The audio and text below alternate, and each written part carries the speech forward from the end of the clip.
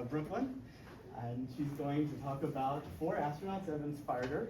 And I find Brooklyn to be quite inspirational myself. She's on the robotics team at her school. She plays tennis, and she is an amazing person that has been presenting a little bit about space at each of our past few meetings. So I really look forward to hearing about your 4 astronauts.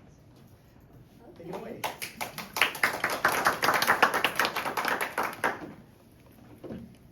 Hello, my name is. Oh wait, we're gonna have Jeopardy at the end. So if you want to listen, we can get some gifts. So hello, my name is Brooklynn Levi. I play tennis. I'm 12 years old. I go to McArms Junior High School, and I'm a robotics member, and I've been playing tennis since I was 4 years old. So our first African American astronaut, female astronaut, is Dr. Mae Jemison.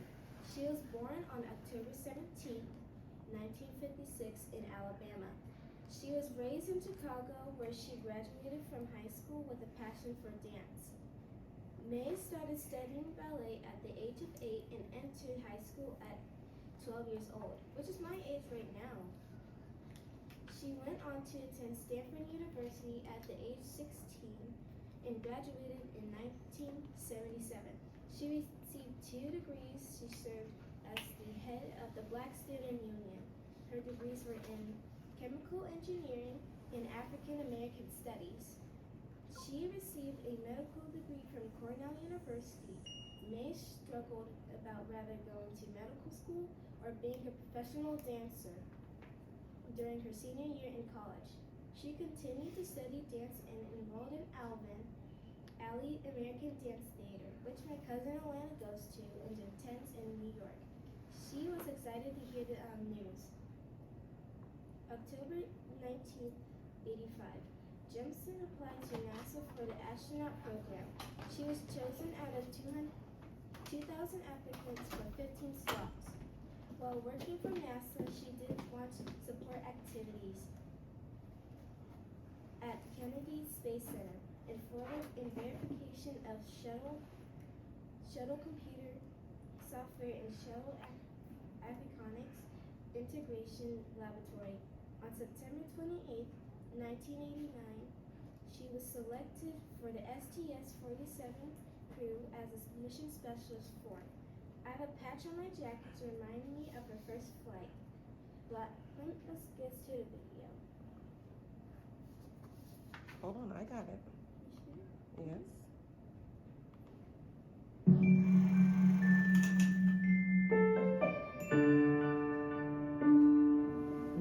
I grew up in the 60s.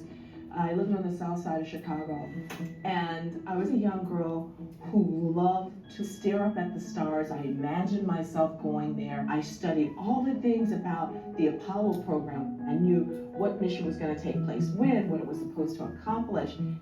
I decided to go to medical school because I wanted to do something called biomedical engineering. While I was in medical school, I had the opportunity to go and work in a Cambodian refugee camp. I went on a study group in Cuba. I worked with the flying doctors in East Africa.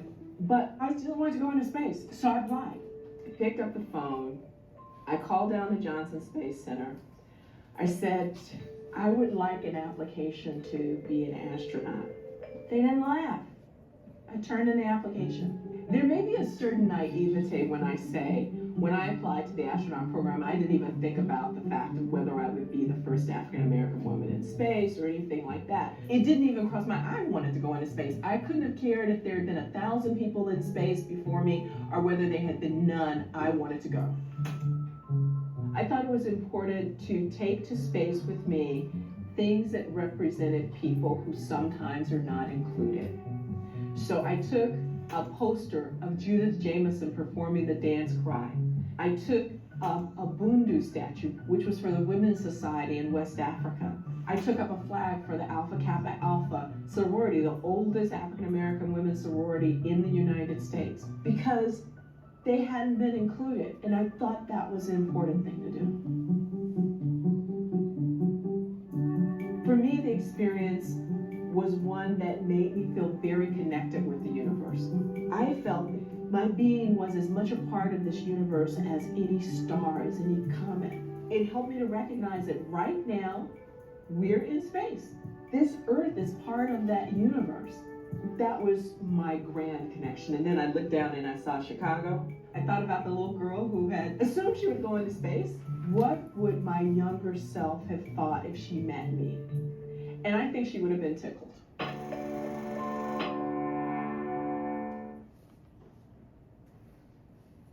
have a patch on my jacket to remind me of her first flight. It's right here. And give me inspiration to never give up.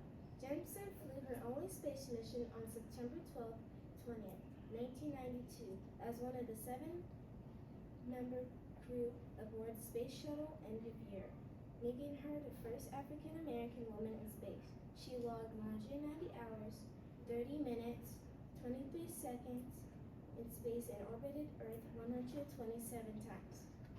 Our next female astronaut, African-American astronaut, is Stephanie Wilson. Born September 27th, 1966 in Boston, Massachusetts, and grew up in Pittsfield, Massachusetts. She is an American engineer and a NASA astronaut. She was encouraged in high school to go into engineering, so she started to become an aerospace engineer. She attended Harvard University and received her Bachelor of Science degree in Engineering Science in 1988. She went on to attend the University of Texas, where she earned a Master of Science degree in Aerospace Engineering in 1992. She was selected by NASA in 1996 as an astronaut candidate. She was qualified as a mission specialist. She served in the astronaut office Capcom branch, working in the mission control as a prime communicator with on-orbit crews. She was later assigned technical duties in the astronaut office shuttle operations branch, involving the space shuttle main engine's external tank and solid rocket boosters. Wilson had flown 3 space shuttle missions: STS-121 as a mission specialist, STS-120, STS-131. On April 2010, October 18, 2019, she was ground controller at Houston for all-women spacewalk.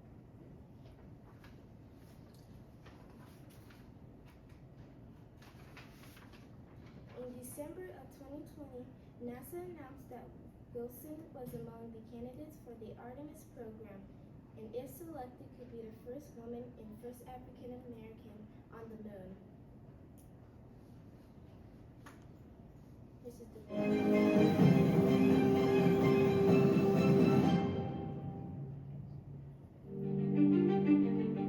Mission Specialist number 3, Stephanie Wilson. Making her first flight into space. She'll sit in that seat right between and behind the pilot commander. MS3, this is NTD. I've got your button clear. Good morning, sir. Go for me. Every space flight is special. The first space flight is very memorable for everyone. On the day of launch, everyone's very excited, and it's very surreal when the solid rocket boosters and the main engines ignite. It's very apparent that we're going somewhere, and it's the best 8.5-minute ride ever. The view from space is spectacular. It can be very peaceful, very serene. The colors are so vivid. The vibrant orange of the Sahara Desert, the blue-green color of the oceans. It's a wonderful sight to behold. And what is readily transparent is that while there may or may not be strife on Earth, it appears to us to be one unified planet.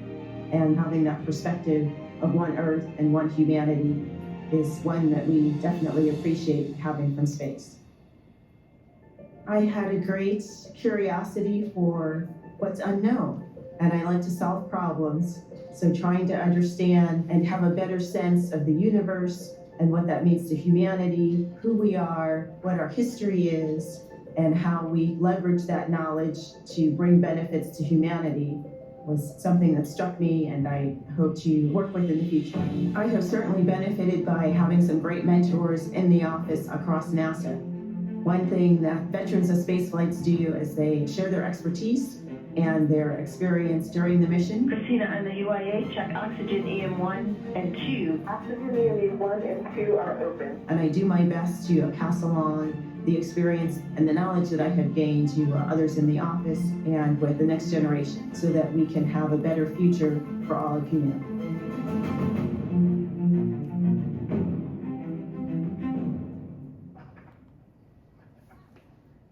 This one is my other space patch that's for Wilson. So yeah, that's basically it. Our next African American astronaut is Dr. Cyan Proctor, born March 28, 1970 in Guam. Her father was an engineer working for NASA at Guam Ground Terminal during the Apollo era. She moved to the U.S. in her younger years and graduated from Fairport High School in Fairport, New York. She received her undergraduate degree on environmental sciences and later her master's degree in geology in Arizona State University. In 2006, she received her PhD in science education and received her pilot's license. 2009, she was a finalist for the 2009 NASA astronaut selection process. She was one out of 3,500 applicants, but she was not selected.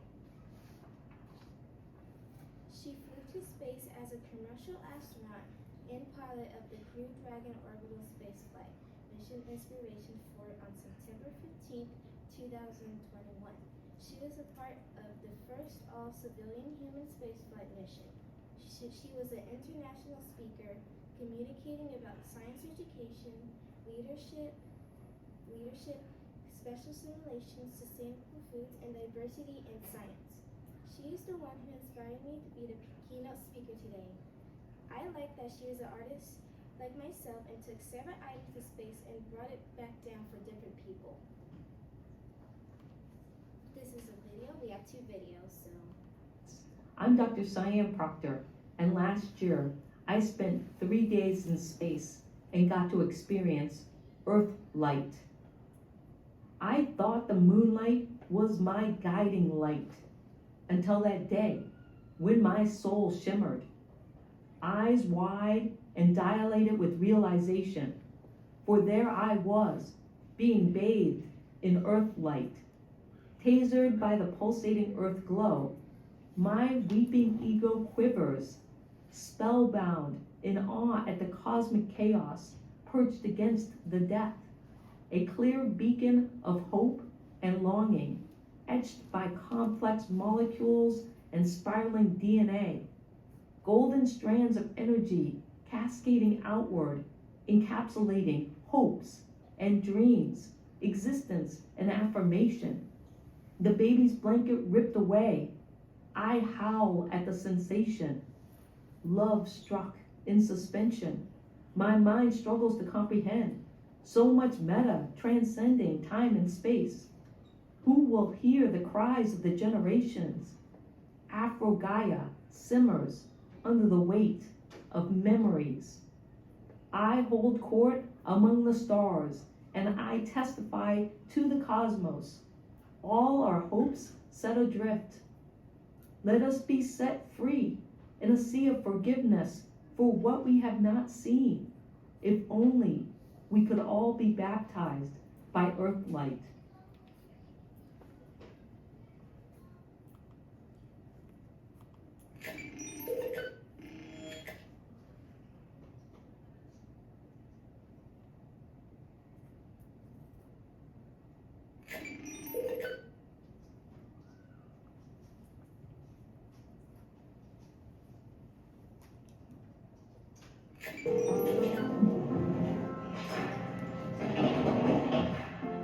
Hey. Hello. Hey. Can you hear me okay? I can. What's going on? I just got home. My brother just dropped me off. Woohoo! Welcome back. Thanks. I know. I can't believe it. It's crazy. That's crazy. Yeah. Yeah.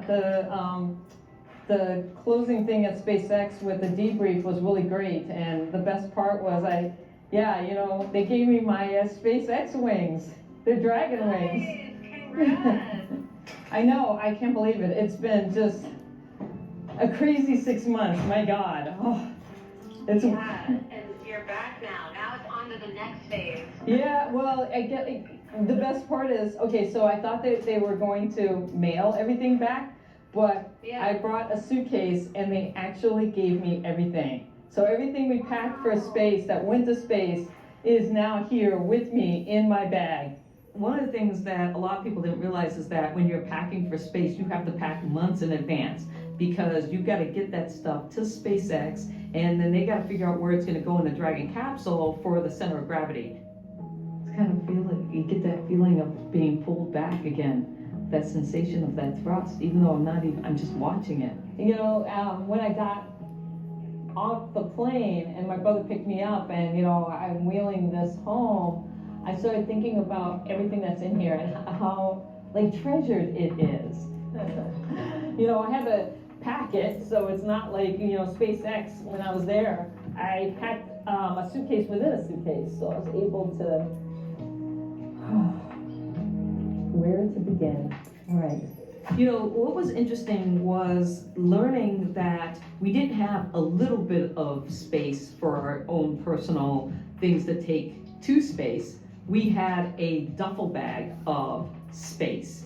And that really just changed everything, because now you're like, oh, I can bring some serious stuff.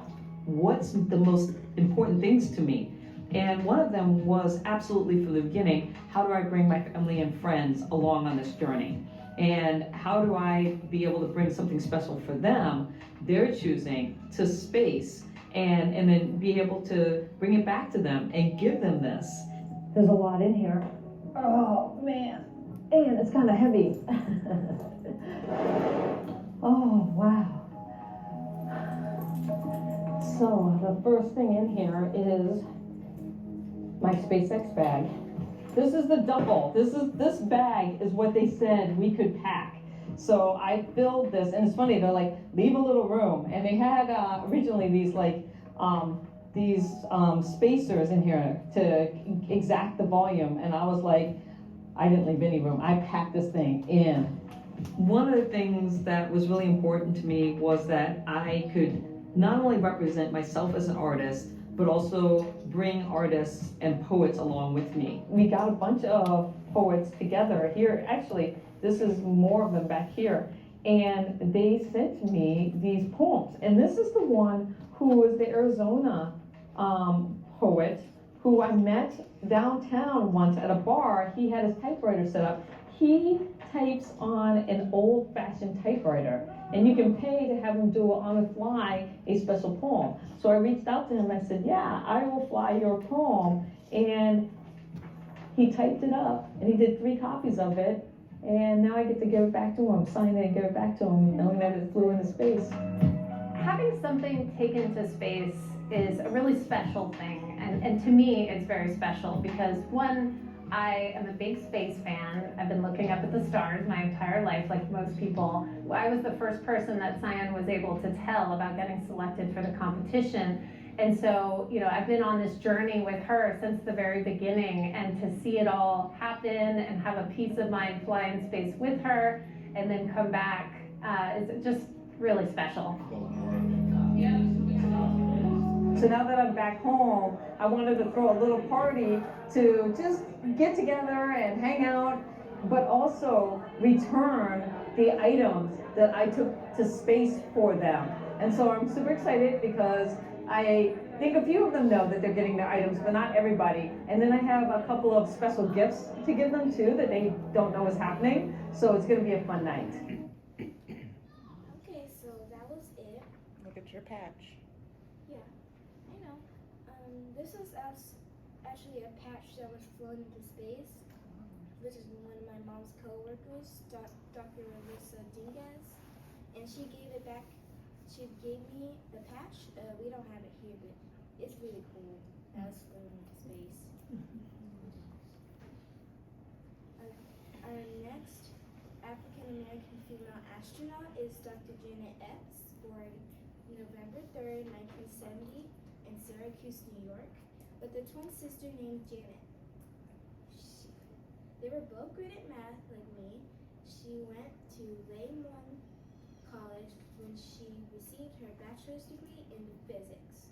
She also attended the University of Maryland, where she received her master's and PhD in Aerospace Engineering. While getting her degree in Maryland, she was awarded a NASA GRSP fellowship and went to publish many academic works around her research in materials engineering. After graduating, she worked in research at Ford Motor Company.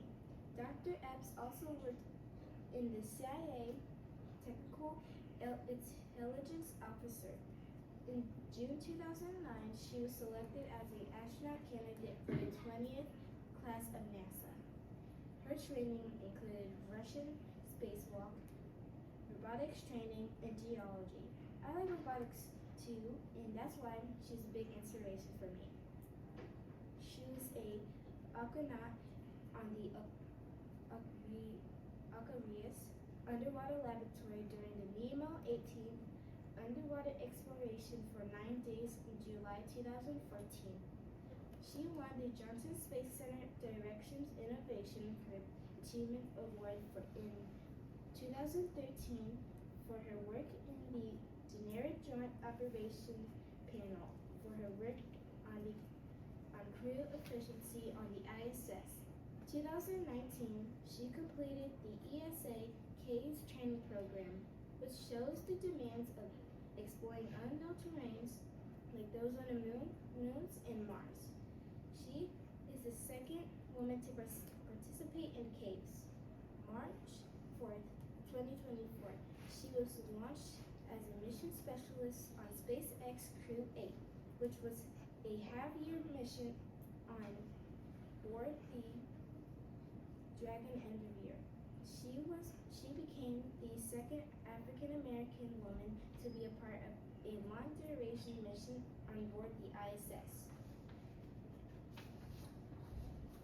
She recently returned from the ISS on October 25th, 2024, after 235 days in space, which set the single mission record of the longest time an American crewed the spacecraft spent in space.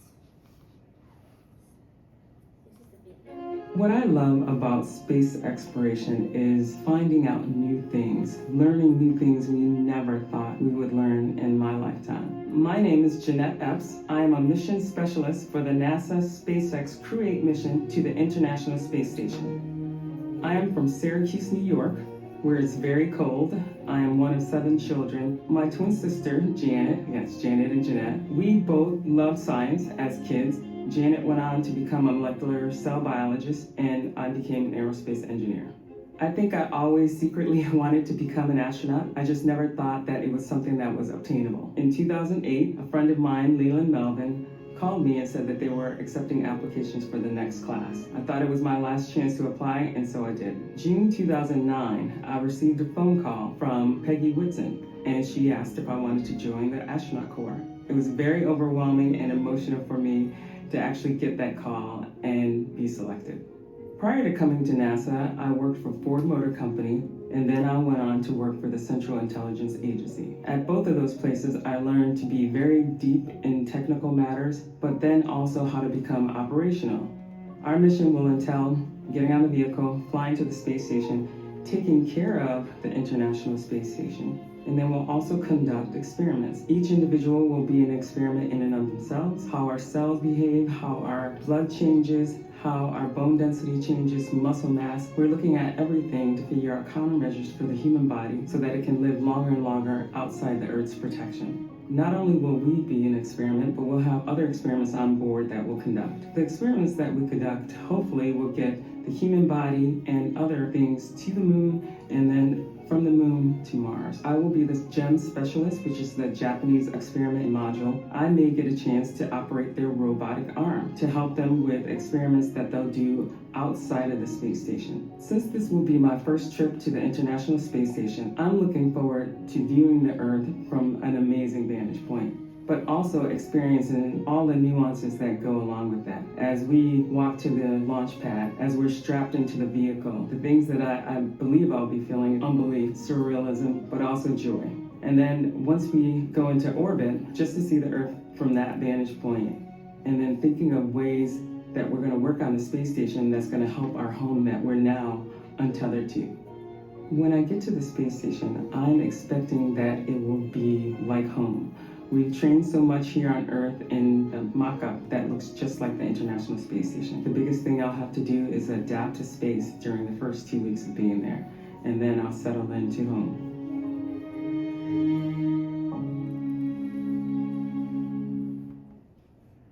I also have a patch from her mission, which is on the back. You can't see it right now. And yeah. We have a Space Jeopardy. Any questions first? No questions? Okay. Well, we have Space Jeopardy, so if you want to do it. Who was the first African American female astronaut? Does anybody have the answer? Do we have to buzz in? You just have to raise your hand. Is that Mae Jemison? Yes. Here you go. You win. Winner, winner, chicken dinner. And you are going to get a Mae Jemison patch and some goodies. Thank you. Okay, the second question. Which African American female astronaut worked for the CIA? Who? Jeanette Helps. Yes. Okay.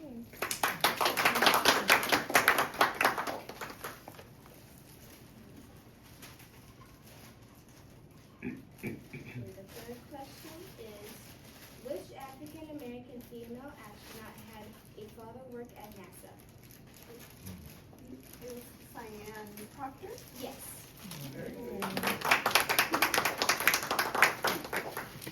Okay, this is our last question. No, you have two more. Wait, no? You have Oh, two yeah, more. we have two more. Okay. Which African American female has flown 3 shuttle mission flights? No one else? Wilson. That's right. Yes. Sorry, I blurted that out. That last one. What do I dream to be when I grow up?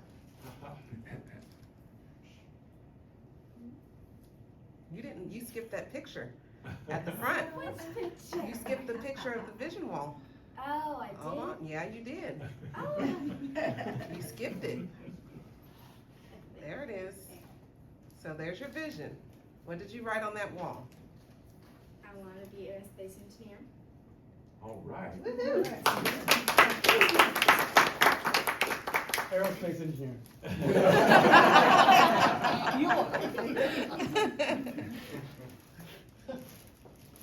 Go back to your last slide. That's it. Thank Say you. your thank yous. My shout out to shout out to John Davis, who's in the back. all African American astronauts, and everybody who listened to my presentation. Thank you. Well, Brooklyn, that was amazing. I had this weird experience as I was watching those videos of like 2 decades from now, a 12-year-old being up here and Brooklyn's video being up there on the screen. So that's been awesome. Well, great job. Thank you so much for doing that. Well, that concludes our meeting. So after this, you're welcome to join us at PJ's right down the road. And I have a map on how to get there.